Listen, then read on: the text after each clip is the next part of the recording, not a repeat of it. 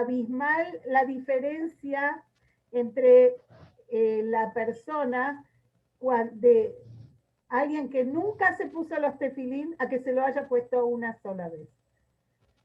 Es Claro. abismal. Cuando el Rebbe empezó en el año 1967 con esta campaña de los tefilín, que tenía que ver, pues, la lanzó justamente antes de la guerra de los 6 días, diciendo que cuando alguien hace una mitzvah en un lugar, protege a un soldado en Israel, era antes de la guerra todavía, otros grupos religiosos lo fustigaron y lo criticaron terriblemente, diciendo cómo le colocan tefilín a alguien que no sabemos si mañana se va a colocar, y esto y lo otro y aquello, y la verdad que el Rebbe ni se mosqueó por todas esas cosas, y justamente entre las explicaciones que dio es que es imposible de comparar la situación espiritual de una persona que nunca colocó tefilín al nivel de una persona que aunque sea una vez las colocó. No quiere decir que hay que colocarse una vez. Muchas de las personas que empiezan así después se colocan tefilín toda la vida. Así que bueno, justamente como vos ya me diste pie, hay un videíto que está dando vuelta, pero está, si no me equivoco, en hebreo, o en inglés, me parece que en inglés, que es un señor que estaba viajando de Estados Unidos a Israel, me parece, y cuando está sentado en el asiento, viene y se sienta al lado de él un judío, ¿no? Pero rapado, totalmente rapado y con tatuajes, y él se saca la gorra que tenía puesta y queda la kipá a la vista. Entonces el rapado le dice, no me digas que voy a estar al lado de un fanático de la religión todo el viaje. Entonces él le dijo al tipo, no me digas que voy a estar al lado de un tonto que juzga a la gente todo el viaje. Entonces después se calmó un poco y le dijo, bueno, tenemos dos salidas. O nos peleamos o la pasamos bien estas 10 horas, las pasamos en paz, que tenemos para compartir, porque no hay otra. Bueno, y empezaron a hablar, estuvieron hablando las 10 horas y media que estuvieron viajando. Las 10 horas. Entre otras cosas, estuvieron hablando de lo que hacía este hombre, el rapado, el judío, digamos, liberal, le contó lo que hacía, algo que tenía que ver con tecnología. Terminaron haciéndose socios en un negocio y todo, pero antes de llegar a Israel, el hombre se colocó los tefilín en el avión y después le dijo que me gusta, quiero ofrecerte que hagas la mitzvah de colocar los tefilín. Y entonces el otro hombre le dijo, ¿en qué te beneficia a vos? ¿Por qué me estás pidiendo a mí que yo coloque los tefilín? ¿Qué es lo que te hace bien a vos? Vos te colocás los tefilín, pero ¿por qué es tan importante para vos que yo también coloque los tefilín? Entonces, este hombre le dijo que él sabe que esto es algo tan importante y tan bueno para el alma y tan bueno para el pueblo judío que por eso le pide que se coloque los tefilín. Y entonces el otro hombre le dijo que está bien, y cuando empezó a colocarse los tefilín, estaba muy emocionado, le dice, ¿cuánto hace que no te colocas los tefilín? Y el hombre se emocionó, se puso a llorar y le dijo, hace como, creo, 25 años, qué sé yo, desde mi bar mitzvah, que no me había colocado los tefilín, te agradezco mucho, bueno, no importa. Bueno, en el aeropuerto se separaron, pero quedaron en contacto porque quedaron socios en un negocio de algo que tenía que ver, no sé bien qué era. La cuestión que después de años se encontraron de vuelta y este hombre le dijo, quiero que sepas que desde el momento que me coloqué los tefilín con vos en el avión, no dejé un día de colocarme los tefilín. Y el hombre este, que era un hombre, ponele unos 60 años, cuando lo contaba, lloraba, ¿no? De emoción de ver, bueno, es así, es una mitzvah muy grande y muy fuerte y tiene un impacto en el alma de cada uno que lo hace y un impacto general en todo el pueblo judío. Ahora sí, a ver si Jaya, si me escucha, pone, ya está, ya silenció. Muy bien. Vamos a ir a la Mishnah que vamos a ver hoy, es la del capítulo 6, el último capítulo del Pirkei Avot, la Mishnah 3. En esa Mishnah habla, nosotros ya la estudiamos, por supuesto, y dice que se puede aprender cosas de todo, de toda persona se puede aprender algo, ¿sí?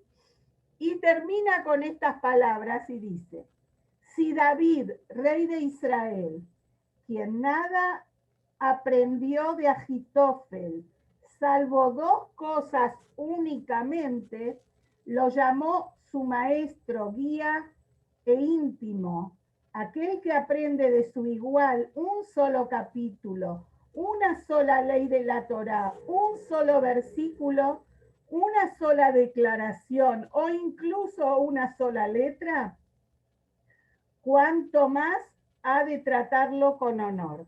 Acá te cuenta que dice que David Amelech dijo, Mikol Melamdai Iskalti, de todos los que me enseñaron aprendí algo, y dice que de Agitofel no aprendió sino dos cosas únicamente. Igual, debido a esto, lo llamaba mi maestro, mi guía e íntimo. Entonces, nosotros, como dijimos, ya esto lo estudiamos palabra por palabra en la vez anterior que estudiamos Pirkei Avot. Ahora vamos a ir profundamente a estas palabras para interpretarlas de acuerdo a las enseñanzas del Rebbe, las enseñanzas del Hasidut. Entonces, el análisis es así. El Talmud, la Gemara, compara al estudio de la Torá con una semilla. ¿Qué significa esto? ¿Qué es una semilla? Una semilla es fructífera.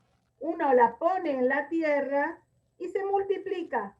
Imagínense, uno pone una semilla de naranja en la tierra y va a salir un árbol que va a dar infinidad de naranjas durante muchísimos años. O sea, de una sola semilla brota y después quizás de esas mismas semillas, de las naranjas que salen ahora, van a nacer y crecer y dar naranjas miles de otros árboles de naranjas. Ad infinitum, más o menos, ¿no? Es algo impresionante. O sea, por eso el Talmud compara el estudio de la Torá con una semilla. Así como una semilla es fructífera y se multiplica de manera impresionante, así también las palabras de la Torá son fructíferas y se multiplican también. ¿Qué significa esto? Que cuando el maestro le enseña algo al alumno, estas palabras, estamos hablando del estudio de la Torá, porque recordemos que el 6º capítulo del Pirkei Avot habla de la grandeza y la importancia del estudio de la Torá, lo que hace, lo que brinda, lo que significa, simboliza, todas las cosas buenas del estudio de la Torá están traídas acá en el último capítulo del Pirkei Avot. Entonces ahora nos está diciendo que el estudio, las palabras que el maestro coloca en la mente del alumno, un concepto de Torá, ¿qué pasa con eso? Es como una semilla, se desarrolla, crece, prolifera, es decir, produce cuando uno le aprende algo, en base a eso que aprendió, lo va aplicando en diferentes conceptos y situaciones, y entonces la persona va produciendo otras comprensiones, construyéndolas a partir de esa enseñanza que el Moré le dio. Entonces, dice, está traído en el Zohar, que el Zohar es la parte más profunda de la Torah, digamos, no hay una palabra pequeña que uno puede decir una palabra o algo chiquito, una letra de la Torá, que de ella no cuelguen, no pendan grandes secretos de sabiduría divina. O sea, cada letra, cada palabra de la Torá encierra en sí mismo enormes enseñanzas y conceptos profundos de la sabiduría divina, porque la Torah es eso, la sabiduría de Hashem. Entonces, cuando hablamos de fructífero y de multiplicar, esto nos viene enseguida a la mente con qué lo conectamos. Esta fue la primera bendición que Hashem le dio al hombre y a la mujer, Adán y Jabá, cuando los creó. ¿Qué les dijo? Les dijo, Pru urbu umiluetares de Kipshua. Crecer y sean fructíferos y multiplíquense, ¿sí? Eso es lo que les dijo. Llenen la tierra y conquístenla. Eso es lo que Hashem le dijo a Adán y Jabá. Vemos el mismo concepto, el de ser fructíferos y multiplicarse.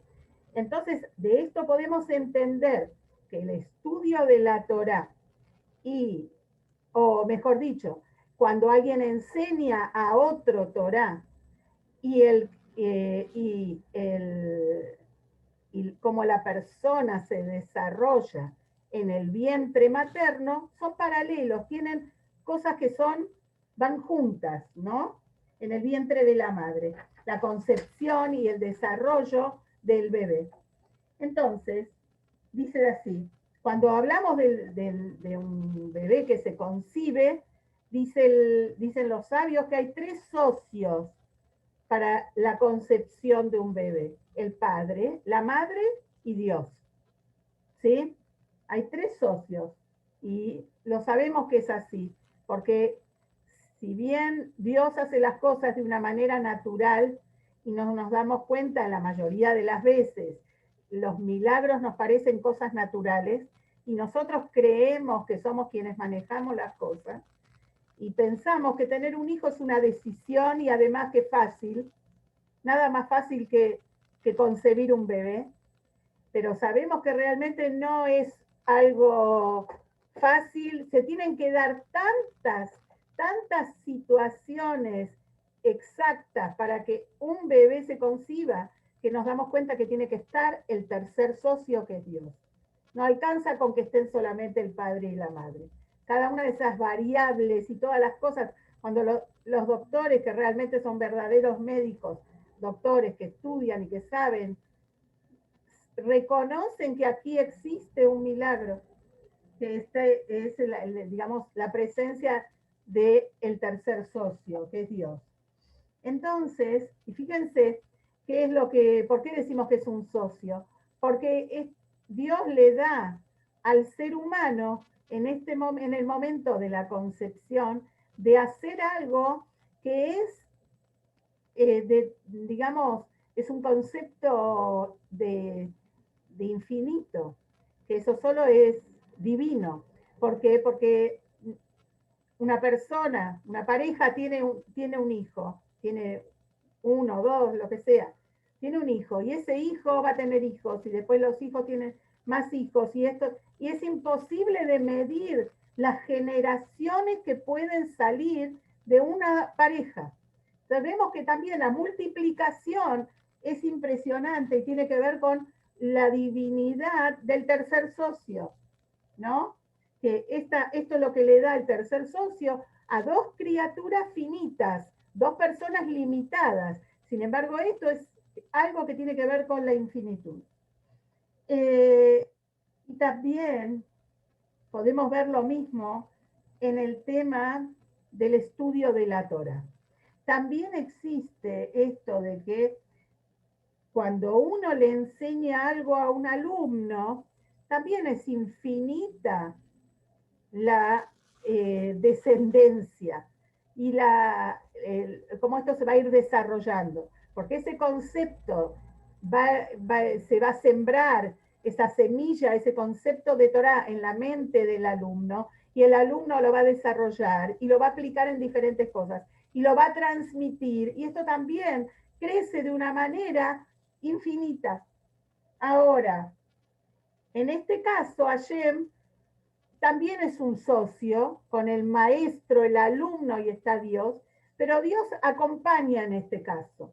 ¿Por qué? Porque vamos a ver que también va a depender para que la enseñanza sea realmente, que se multiplique y sea fructífera, la, la calidad de lo que se enseña tiene que ser algo que lleve al automejoramiento del alumno, al crecimiento del alumno, al crecimiento espiritual, ¿sí?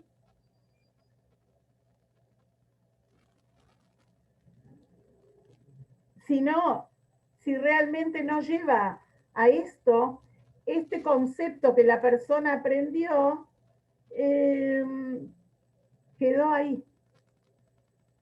Entonces nos tenemos que preguntar lo siguiente. ¿Uno puede obtener conocimiento de un maestro malvado?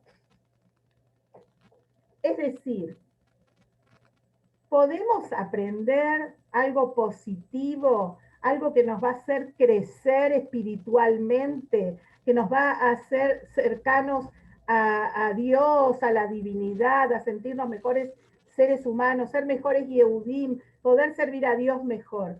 ¿Podemos aprender algo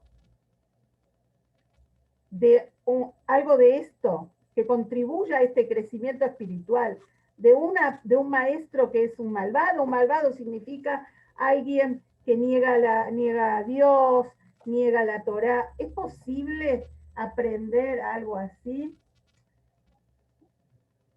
Se puede, pero hay que tener, la persona que va a recibir tiene que saber separar realmente, perdón, tiene que saber separar realmente lo bueno de lo malo. Y acá vamos a traer el caso de dos grandes del Talmud. Uno fue Rabbi Meir, conocido mundialmente hoy en día como Rabbi Meir Balanés, que está enterrado en Tveria y que la gente pide, va a lo de Rabbi Meir.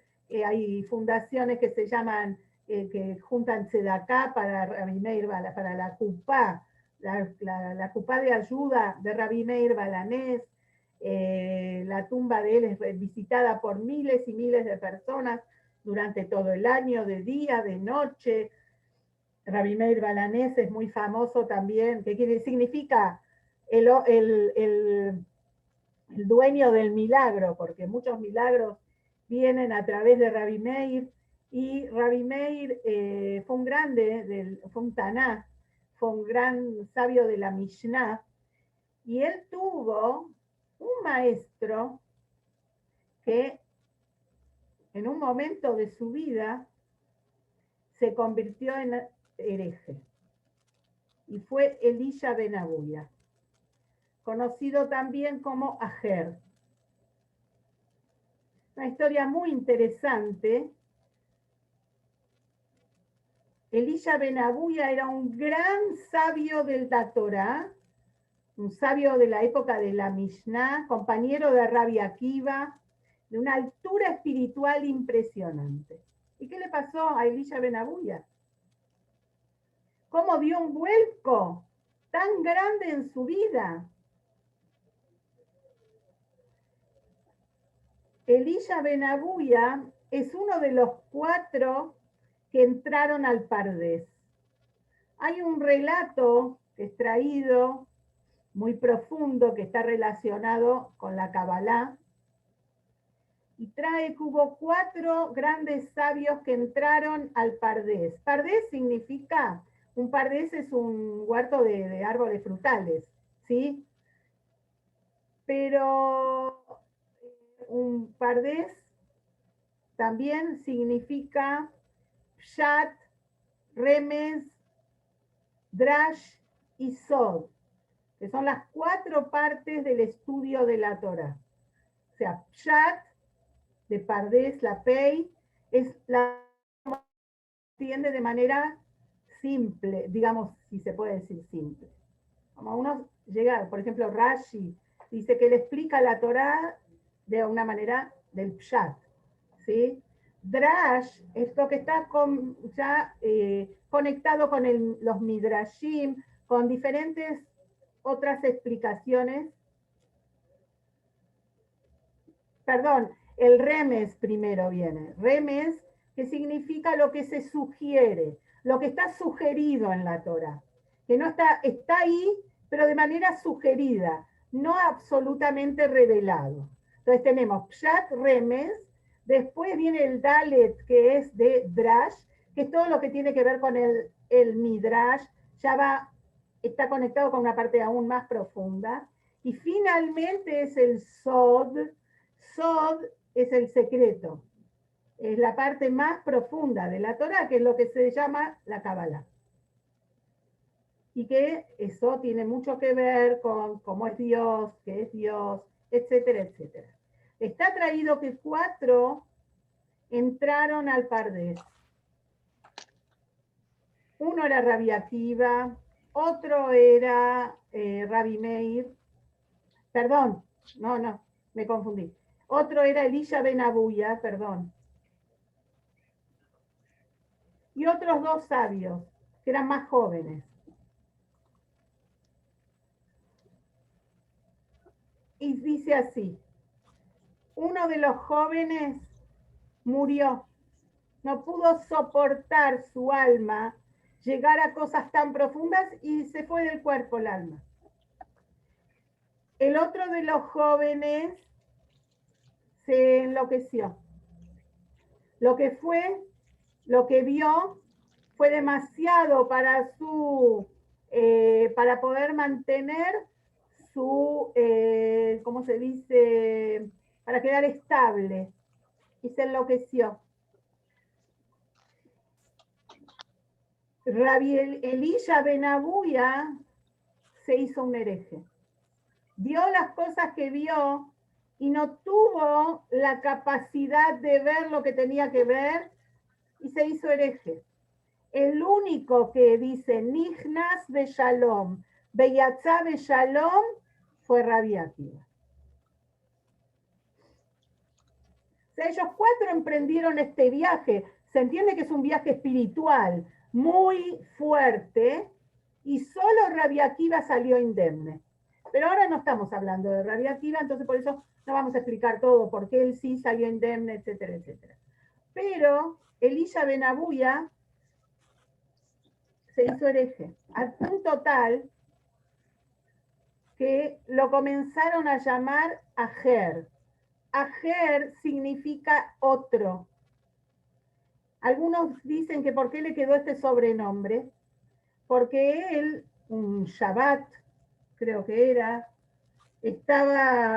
fue a lo de una mujer de la vida, como se decía antes, y quería, bueno, los servicios de ella. Y entonces, cuando ella lo vio, le pareció que este hombre lo conocía y que era un gran sabio de la Mishnah, un gran sabio de los más altos que existía en ese momento. Entonces ella le dijo, pero vos no sos Elisha Ben Abuya. ¿Cómo puede ser que sos realmente él? Entonces él, ¿qué hizo delante de ella? Hizo algo para violar el Shabbat delante de ella. Cuando ella vio que él violó el Shabbat, dijo, no, Zeaher, es otro. No puede ser Elisha ben Abuya. Y ahí quedó el sobrenombre, en muchos lugares en el Talmud lo llama Aher, a Elisha ben Abuya, el otro. Sin embargo, Rabbi Meir, que era su alumno, por supuesto que fue apartado, todos lo dejaron de lado, porque él violaba todas las mitzvot que podía y en público. Es más, algunos dicen que iba y delataba a los romanos cuando había gente estudiando Torá, o sea, algo terrible, ¿no? Y hay una historia que se cuenta no sé exactamente, calculo que es en el Talmud, que dice que un día de Yom Kippur, Elisha ben Abuya iba montado en su caballo y a su lado, caminando, por supuesto, porque era Yom Kippur, iba su alumno Rabbi Meir, porque él todavía quería recibir enseñanzas de él. Entonces,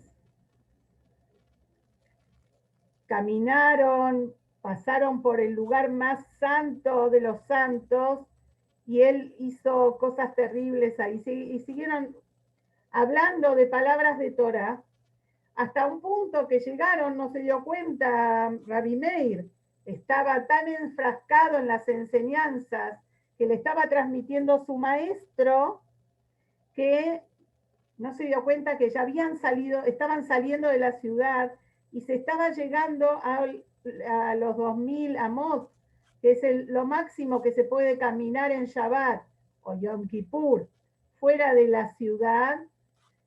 Entonces, en ese momento, Elisha ben Abuya, el hereje, le dijo, hasta acá podés seguir. Tenés que volver porque si no vas a violar Yom Kippur. Entonces su alumno le dijo, entonces vos también tenés que volver, no solo yo. Pero le quiso decir, tenés que volver a Dios.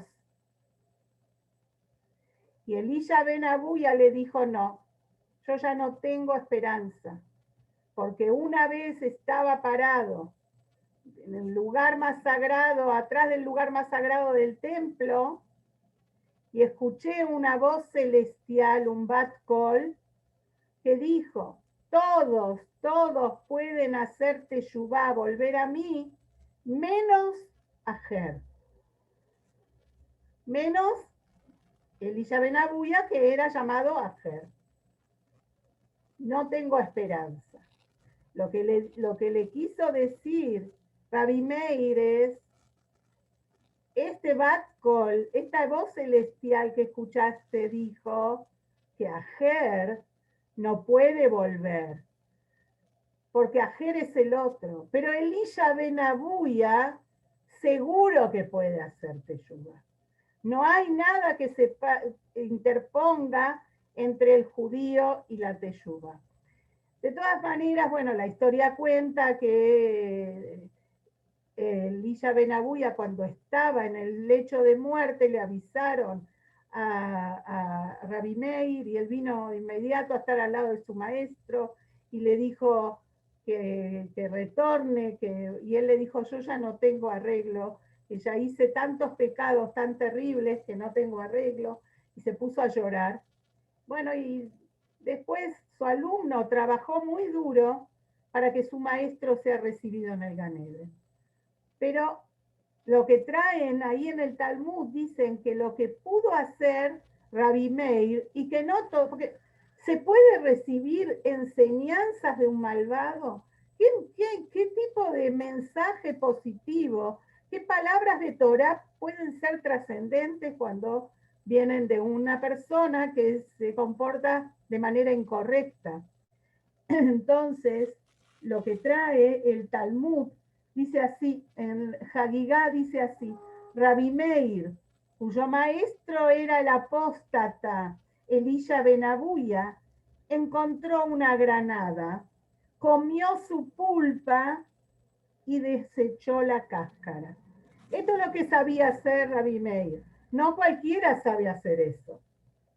Él encontró una fruta, supo comer la pulpa y desechar lo negativo que tenía su maestro. No cualquiera está en ese nivel, pero de todas maneras, dicen los sabios que recibir Torah de alguien que realmente no es una persona correcta, es malvada, es como una enseñanza estéril. No va a multiplicarse y ¿cómo se dice? No va a ser fructífera y no va a multiplicarse como las enseñanzas de la Torah. Va a quedar ahí. Entonces, vemos que David Amelech, a pesar de que Agitofel le enseñó solo dos, miren cómo dice el texto, dice, no aprendió de Agitofel sino solo dos cosas. Empieza con una negación, no aprendió de Agitofel, sino solo dos cosas. Agitofel también fue un gran sabio de la Torá. Agitofel también era el gran consejero de David, pero Agitofel, por su codicia, por su ambición, él tenía un deseo muy grande de llegar a ser rey, a tener el poder. Entonces fue por mal camino. ¿Y qué hizo? Él le aconsejó a Absalom, el hijo de David, que haga una revolución contra su padre, que lo saque del reinado, que lo mate y que él quede como rey. Porque él sabía que él lo iba a poder manejar a Absalom. Entonces vemos que esta persona que le enseñó a David no fue el maestro de David. No le enseñó sino dos cosas. No le enseñó sino dos cosas. De esto entendemos que cuando el maestro es una persona que se comporta de una manera incorrecta, entonces lo que él va a enseñar solo va a quedar como eso. Solo dos cosas que no van a ser ni fructíferas ni se van a multiplicar. Quedan en ese nivel. Solo dos cosas. Y sin embargo vemos que David Amelech lo reverenció igual, porque esas dos cosas que le enseñó, entonces ¿cómo lo llamó? Morí, Berrabí, mi maestro, mi mentor, y todas las cosas que él dice. Entonces vemos, si él, David Amelech, le dio tantos honores a una persona que no le enseñó sino solo dos cosas, cuánto más debemos tener aprecio y honrar a quienes nos enseñan cosas positivas, quienes nos llevan por el camino de la vida, el camino de la Torá. Es infinito el agradecimiento que uno tiene que tener por ellos, ¿no?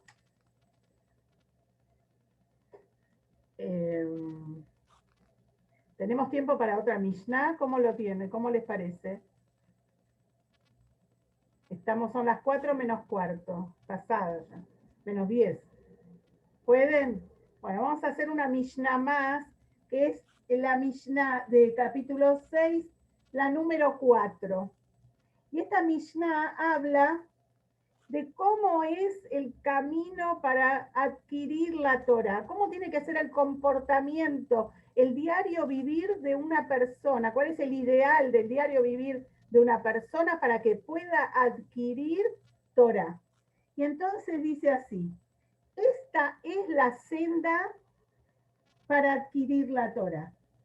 Come pan con sal, agua en poca cantidad, duerme sobre el piso, vive una vida de privaciones y empeñate en la Torah. ¿Qué quiere decir? Le dice así, Kahdar Kashel Torah, Pat Valejem Tojal, ¿qué vas a comer? Pan con sal, Pat bamelach tojal, perdón, vas a comer pan con sal y vas a dormir en el piso, poco agua, pocos placeres, tenés que vivir una vida de privaciones. Y así te vas a poder dedicar a la Torah. Pero por otro lado, si miramos en el mismo Pirkei Avot, dice así, en el capítulo 4 del Pirkei Avot, en la Mishnah 9 dice, quien quiera cumple la Torah en la pobreza, finalmente la cumplirá en la riqueza. Que dice que, o sea, que lo más es muy bueno cumplir la Torah en la riqueza. Entonces, ¿en qué quedamos? ¿La vida tiene que ser una vida de privación para poder adquirir Torah? ¿O la riqueza es el lugar óptimo para adquirir los conocimientos de Torah? ¿En qué nos quedamos? Y entonces vamos a ver una explicación muy profunda, muy linda. Y dice así, el Midrash trae que la Torah fue entregada solamente a quienes comieron la maná, el man, el pan que caía del cielo, ¿sí? El alimento que caía del cielo. ¿Qué quiere decir? Aquellos que estaban alrededor del Sinai, del monte Sinaí en cuerpo, porque está traído que todas las almas judías estuvimos ahí, pero quienes estaban ahí parados físicamente alrededor del monte Sinaí y recibieron la Torá, eran consumidores de maná, eran quienes comían man, ¿sí? Y esa gente no comía pan de la tierra, ellos comían pan del cielo. Ustedes saben, la brajá, nosotros cuando comemos pan, que decimos, amotzi lechem min haaretz, el que saca el pan de la tierra. Se refiere a Dios, ¿no? Pero ellos, ¿qué braja decían por el man? Amotzi lechem min hashamay, el que saca el pan del cielo, porque el man llovía del cielo, ¿sí? Se entiende que era un alimento mucho más refinado, absolutamente espiritual, y que Hashem mismo se los entregaba de manera abiertamente. Es decir, algo muy especial. Pero, ¿qué dice el Midrash? ¿Quién obtiene la Torah? Aquel que se alimenta de maná. ¿Y no, qué nos queda para nosotros? Nosotros ya no estamos ahí en el Arsinai, no estamos en el desierto.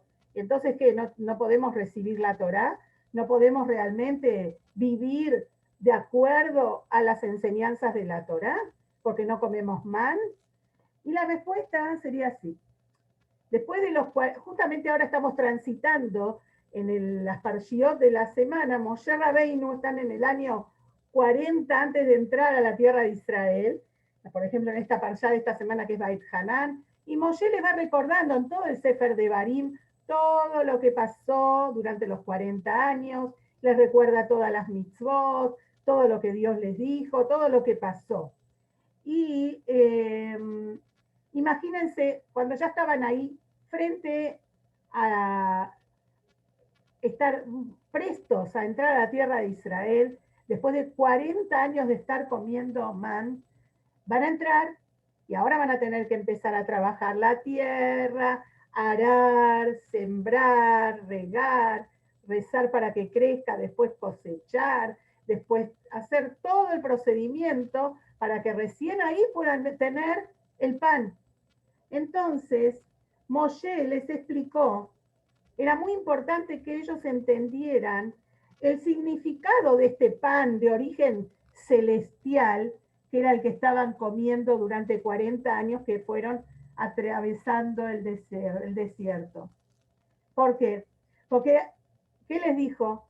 Hashem te alimentó con algo que ni vos ni tus ancestros jamás probaron, que es este pan especial. ¿Y para qué lo hizo?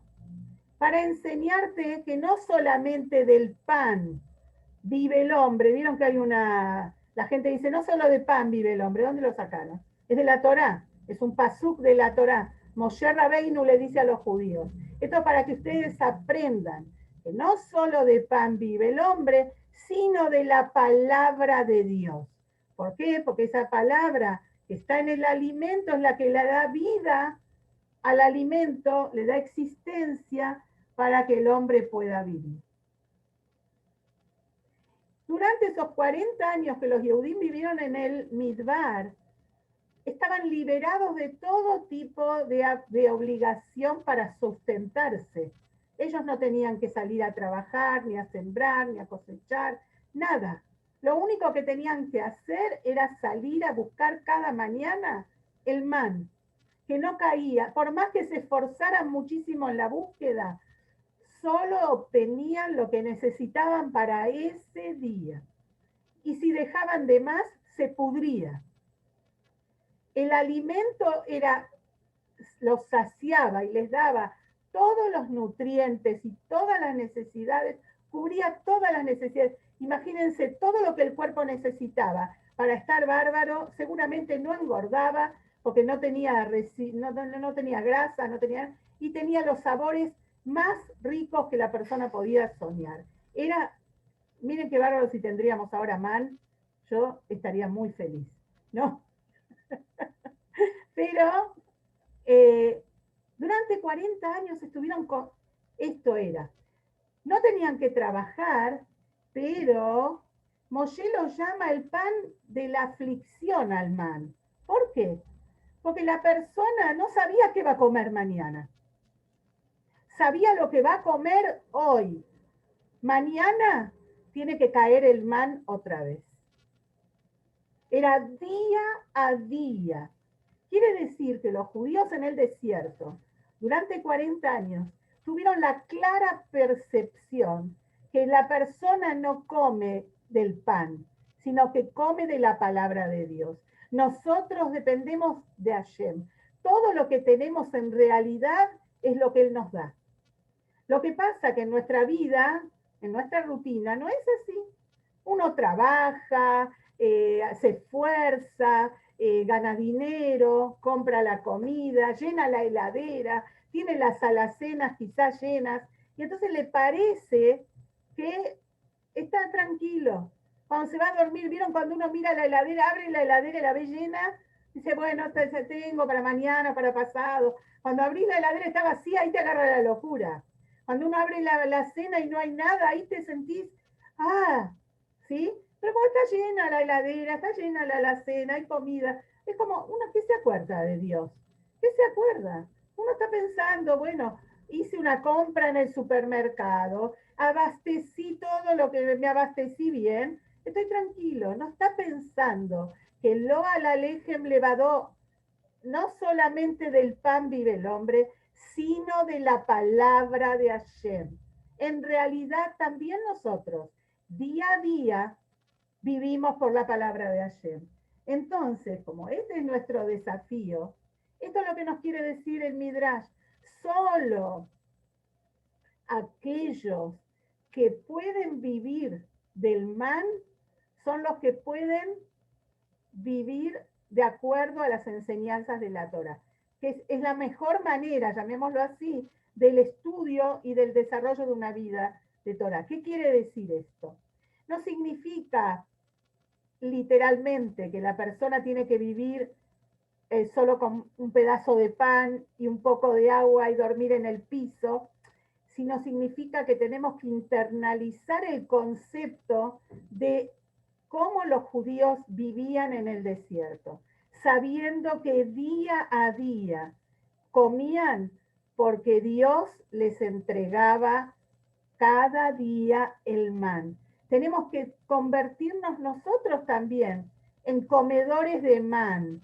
Significa esto, que incluso cuando tenemos la alacena llena, Baruch Hashem, y la heladera llena, y podemos comprarnos todo lo que nos gusta, Baruch Hashem, y lo tenemos en casa, tenemos que reconocer que todo viene, todo nuestro sustento, no es porque somos vivos, hicimos buenos negocios, no es porque trabajamos duro y por eso ganamos un montón, porque nadie va a ganar más de lo que Dios decidió en Rosh Hashanah cada año, por más que se esfuerce.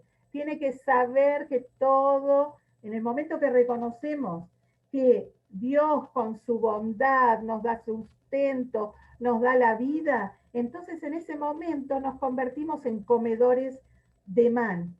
Igual que ellos, que les llovía el pan del cielo y lo veían claramente, no tenían dudas ahí, de que todo lo que recibían y todo lo que tenían era no por su esfuerzo, sino por la bondad de Dios.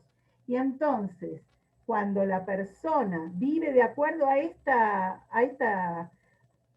internaliza este concepto, va a tener riqueza, va a tener todo lo que necesita, va a tener una casa cómoda, va a tener todas las necesidades cubiertas, pero va a tener la humildad también de reconocer que no es él quien se provee de todas estas riquezas, sino que son todas bondades divinas, y entonces va a tener como ese concepto de pobreza del consumidor de man. No soy rico porque yo trabajo duro, no soy rico porque soy el mejor comerciante o emprendedor del mundo, sino tengo lo que tengo porque Dios me lo da cada día y tengo que utilizarlo de la mejor manera para vivir como un Yehudi debe vivir y para ayudar a todos los demás también. Entonces, ese es el camino de la Torah, el tener la percepción de lo que es la sabiduría y la voluntad de Hashem.